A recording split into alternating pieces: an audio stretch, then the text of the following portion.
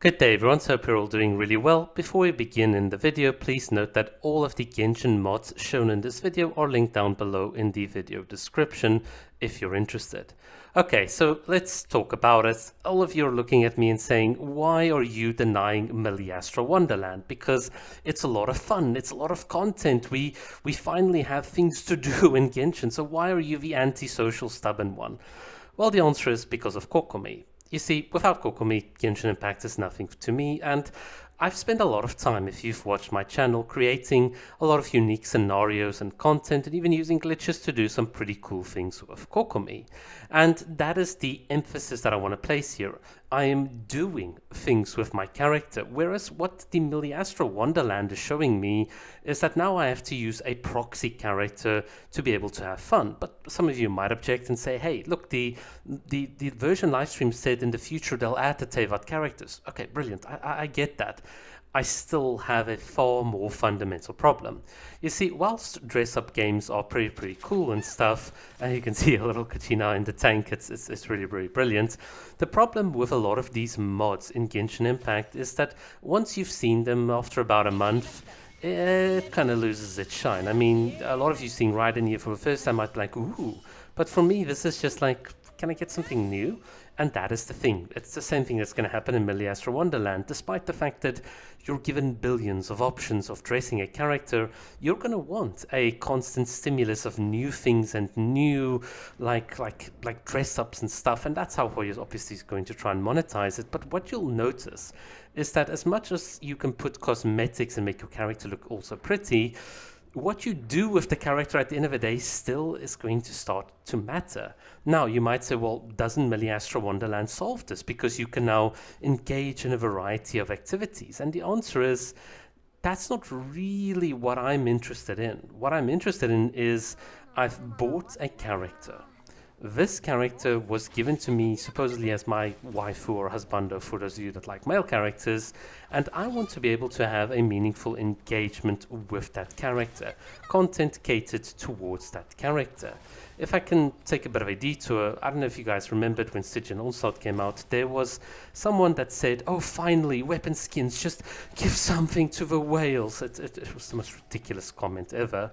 But the whole thing that I want to point out is that even if you spend a lot of money in Genshin Impact, Genshin doesn't give anything to whales. They don't give you signed autographs or like a free event attendance at some of their Hoyo fairs and stuff like that, you know, free plane tickets and stuff like that.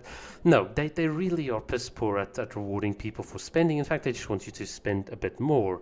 And this is the problem, because I would have expected that if you were someone that genuinely supported the game and you were really interested in a couple of characters, that Hoyo would really make it worth your while in terms of elevating the experience for that character. Let's take Kokomi. Imagine I could get some sort of signed autograph. I could get some free merchandise that's Kokomi related. I could get some unique voice lines, some unique different elemental bursts, some different stories and whatever that can be unlockable eventually for free-to-play players, or obviously with the merch and the IRL stuff that could be exclusive. But wouldn't it be cool if in a certain way you could go down a path with a couple of characters and really get to know them? And you see, this is the problem that I have fundamentally with Miliastra Wonderland. On my laundry list of things that I want in Genshin, for instance, artifact loadouts, more character stories, since most 5-star characters are still stuck at Act 1, what we instead have is that the devs are putting all of their resources and all of their money into Miliastra Wonderland and not addressing a lot of the outstanding issues that we have with the game. And this is the big problem for me. You see, Genshin is about creating this rich world with your favorite husbando waifu character and really getting to do a lot of things, not just the combat, but the interrelationships, the stories, knowing more about a character. What this game should be is, it is an open canvas for you to do a lot of things, but it should also be a playground where you can not only play, but you can also experience characters, and that means a deeper level of depth of interactions and the like. And what you get instead is a game mode like Miliastra Wonderland that is really just the junk food to appease the masses. Because what's going to happen is Genshin events in the future, I can guarantee you, are going to reduce, or they're just going to recycle the best events from Miliastra Wonderland, but you're going to get event fatigue. And one of the things that I think Miliastra Wonderland is going to accelerate is then a hunger for more and more content, and that is where Hoyo is going to grab you by the nuts and be like, yep, this is where you pay up. Watch, this is going to happen. I promise you in the future this will happen, because what Hoyo's realized is, for the people that are combat junkies and are interested in paying up, they've got Stygian Onslaught and some other artificial measures to kind of get you to pay. But for other people, they obviously, that are not interested in the combat, they need to take a bit of a different angle.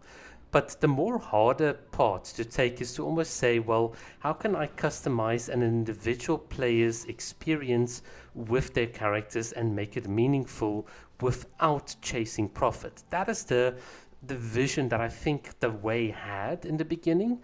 And then obviously as the game turned into a product, we kind of lost all of that. And that is fundamentally my big issue. As a bit of a quick detour here for people that always watch my channel, did you notice that in Kokomi has these weird day-night switches, and that if you play around, with them, you can get teleported to all sorts of random places? That's just a bit of a cryptic puzzle for people that are long-time viewers of the channel. Okay. In any case, let's just quickly summarize the video. From my perspective, the depth of character interactions and content related to a specific character that you've pulled, we're still very thin on that, and I feel like Miliastra Wonderland is just another bit of junk food that Genshin keeps on throwing at you, like TCG, like the teapot, and an incomplete system by default that they're just going to monetize out the wazoo. And unfortunately, I think that is why I'm a bit against it. Yes, the content is pretty cool. Not going to deny that. The fact that we can get to do extra things, brilliant. It's awesome. It's just that it's always this case of, you're trying to get a new child instead of taking care of the old children. I don't know, you do get families like that, and that's exactly what this feels like to me. Instead of taking care of the existing Tevat, making this game polished, smooth stories and all of that, just like having a brilliant game, what Hoyo is trying to do is they're always just taking on the new project so that they can get new money, and it just feels like the vision for me of having this unique character that I can sink my claws into, have hours of deep content just with this waifu character that would be meaningful to me. That vision, I'm not getting. What I'm getting is we're just going to get junk food in terms of events, and I don't like it. But that's just my personal preference. Alright guys, had to stretch the video to 8 minutes. Let me know what you think down below with regards to all of this. Whether you agree, whether you disagree, and what you think of some of the interesting background footage. Keep well.